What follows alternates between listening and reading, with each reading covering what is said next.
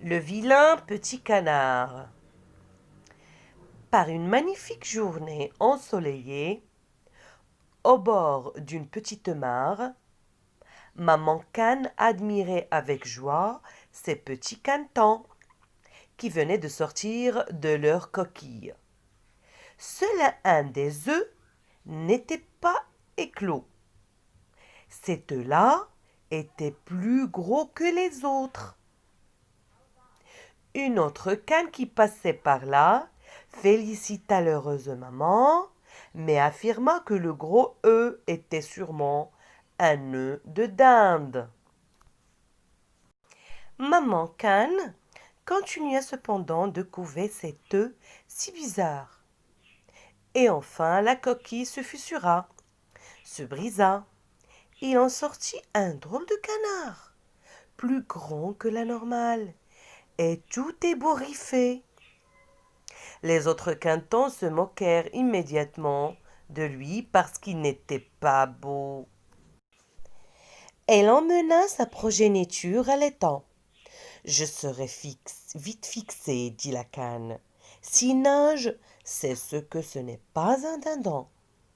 Le vilain petit canard suivit les autres cantons sur l'eau sans problème. Il nageait même avec plus d'aisance qu'eux, ce qui rassura maman cane. Mais tous les canards de l'étang continuèrent à se moquer aussi de lui et se montrèrent même agressifs à son égard. Cela suffit, laissez-le tranquille, dit la mère, qui en avait pitié malgré tout. Le pauvre canard en eut assez de toutes ces railleries et il décida de s'en aller. Tous ceux qu'il croisait ricanaient sur son passage. Un jour, il arriva devant une petite maison où vivait une vieille dame avec une poule et un chat. Au début, les occupants de la demeure se montrèrent accueillants avec le nouveau venu. Mais si la vieille femme était gentille, c'était parce qu'elle croyait que le petit canard allait lui pondre des œufs comme sa poule. Aussi, quand elle s'aperçut qu'il ne pondrait jamais, elle le chassa. Le vilain petit canard continua donc son chemin. Il erra seul dans les mares et les étangs de la région. Un jour qu'il regardait vers le ciel, il aperçut un groupe de grands oiseaux blancs. Il les trouva superbes. C'étaient des cygnes qui, c'étaient des cygnes qui partaient vers les pays chauds. Cela signifie que l'été était fini et que l'automne pointait son nez. Le petit canard ignorait tout du jeu des saisons et des caprices de la nature, mais le plus dur restait à venir. En effet, l'hiver arriva très vite. Les mares et les étangs gélèrent. Tout seul, tremblant de froid, le pauvre canard cherchait vainement un peu de nourriture.